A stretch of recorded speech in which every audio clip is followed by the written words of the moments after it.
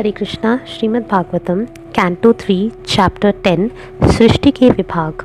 श्री विदुर ने कहा, हे महर्षि, कृपया मुझे बताएं कि लोकवासियों के पितामह ब्रह्मा ने अंतर्धान हो जाने पर किस तरह से अपने शरीर तथा मन से जीवों के शरीर को उत्पन्न किया। हे महान विद्वान, कृपा करके मेरे सारे संशयों का निवारण करें और मैंने आपसे जो कुछ जिज्ञासा की है उसे आदि से अंत तक मुझे बताएं। सूत गोस्वामी ने कहा, हे भृगुपुत्र, महर्षि मैत्रेय मुनि विदुर से इस तरह सुनकर अत्यधिक प्रोत्साहित हुए। हर वस्तु उनके हृदय में थी, अतः वे प्रश्नों का एक एक करके उत्तर देने लगे। परम विद्वान मैत्रेय मुनि ने कहा, हे विदुर, इस तरह भगवान द्वारा दी गई सलाह के अनुसार ब्रह्मा ने 100 दिव्य वर्षों तक अपने को तपस्या में संलग्न रखा और अपने को भगवान की भक्ति में लगाए रखा। तत्पश्चात ब्रह्मा ने देखा कि वह कमल जिस पर वे स्थित थे तथा वह जल जिसमें कमल उगा था प्रबल प्रचंड वायु के कारण काँप रहे हैं। दीर्घकालीन तपस्या तथा आत्म साक्षात्कार के दिव्य ज्ञान ने ब्रह्मा को व्यावहारिक ज्ञान में परिपक्व बना दिया था, अतः उन्होंने वायु को पूर्णतः जल के साथ पी लिया। तत्पश्चात उन्होंने देखा कि वह कमल जिस पर वे आसीन थे ब्रह्मांड भर में फैला हुआ है और उन्होंने विचार किया कि उन समस्त लोगों को किस तरह उत्पन्न किया जाए जो इसके पूर्व उसी कमल में लीन थे। इस तरह पूर्ण पुरुषोत्तम भगवान की सेवा में लगे ब्रह्मा जी कमल के कोश में प्रविष्ट हुए और चूंकि वह सारे ब्रह्मांड में फैला हुआ था, अतः उन्होंने उसे ब्रह्मांड के 3 विभागों में और उसके बाद 14 विभागों में बांट दिया। परिपक्व दिव्य ज्ञान में भगवान की अहेतुकी भक्ति के कारण ब्रह्मा जी ब्रह्मांड के सर्वोच्च पुरुष हैं, इसलिए उन्होंने विभिन्न प्रकार के जीवों के निवास स्थान के लिए 14 लोकों का सृजन किया। विदुर ने मैत्रेय से पूछा, हे प्रभु, हे परम विद्वान ऋषि, कृपा करके नित्य काल का वर्णन करें जो अद्भुत अभिनेता परमेश्वर का दूसरा रूप है। नित्य काल के क्या लक्षण हैं, कृपा करके हमसे विस्तार से कहें। मैत्रेय ने कहा, नित्य काल की प्रकृति के तीनों गुणों की अन्योन्य क्रियाओं का आदि स्रोत है। वह अपरिवर्तनशील तथा सीमा रहित है और भौतिक सृजन की लीलाओं में यह भगवान के निमित्त रूप में कार्य करता है।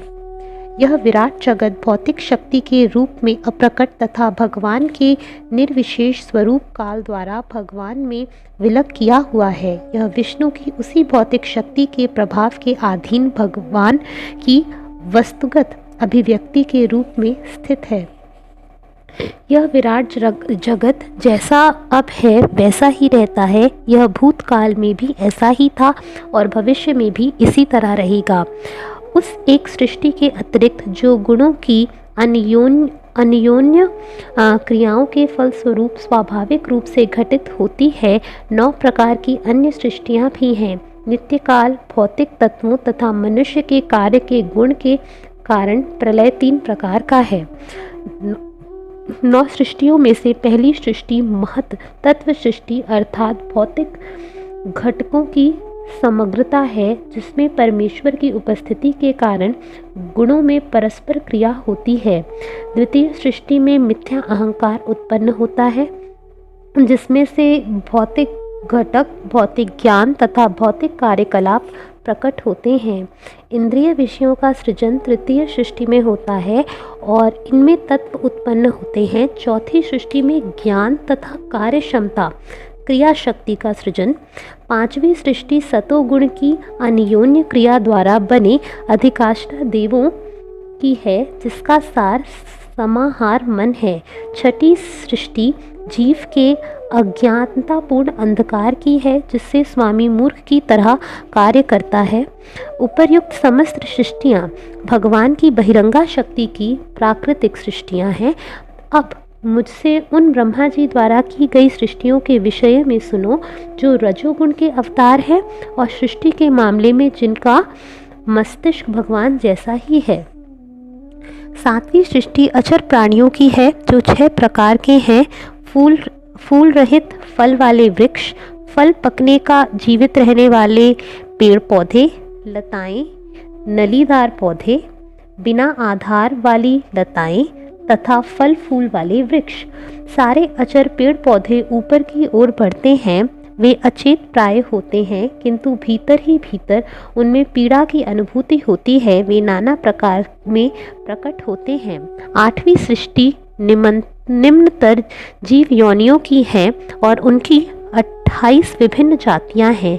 ये सभी आध्यात्मिक मूर्ख तथा अज्ञानी होती हैं। ये अत्यधिक मूर्ख तथा अज्ञानी होते हैं।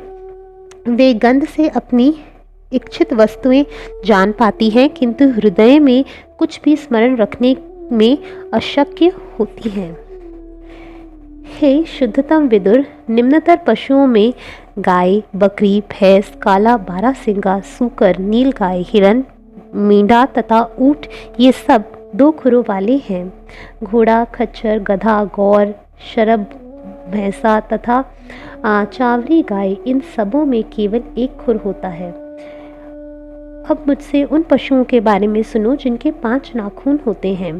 कुत्ता, सियार, बाघ, लोमड़ी, बिल्ली, खरगोश, सजारू, स्याही, सिंह, बंदर, हाथी, कछुआ, मगर, गोसाप, गोह इत्यादि के पंजों में 5 नाखून होते हैं। वे पंच नख अर्थात 5 नाखूनों वाले पशु कहलाते हैं। कंक, गीध, बगुला, बाज, भांस, भल्लूक, मोर, हंस, सारस, चक्रवाक, कौवा, उल्लू इत्यादि पक्षी कहलाते हैं। मनुष्यों की सृष्टि क्रमानुसार 9वीं है। यही केवल एक ही योनि जाति है और अपना आहार उदर में संचित करते हैं। मानव जाति में रजोगुण की प्रधानता होती है। मनुष्य दुखी जीवन में भी सदैव व्यस्त रहते हैं, किंतु वे अपने को सभी प्रकार से सुखी समझते हैं। हे श्रेष्ठ विदुर, ये अंतिम 3 सृष्टियाँ तथा देवताओं की सृष्टि 10वीं सृष्टि वैकृत सृष्टियाँ हैं। वे पूर्व वर्णित प्राकृतिक सृष्टियों से भिन्न है। कुमारों का प्राकट्य दोनों ही सृष्टियां हैं। देवताओं की सृष्टि 8 प्रकार की है। देवता, पितरगण, असुरगण, गंधर्व तथा अप्सराएं, यक्ष तथा राक्षस, सिद्ध, चारण तथा विद्याधर, भूत, प्रेत तथा पिशाच, किन्नर, अति मानवीय प्राणी, देवलोक के गायक इत्यादि। ये सब ब्रह्मांड की सृष्टा ब्रह्मा द्वारा उत्पन्न है। अब मैं मनु के वंशजों का वर्णन करूंगा। सृष्टा ब्रह्मा, जो कि भगवान के रजोगुण अवतार हैं, भगवान की शक्ति के बल से प्रत्येक कल्प में अचूक इच्छाओं सहित विश्व प्रपंच की सृष्टि करते हैं। हरे कृष्णा।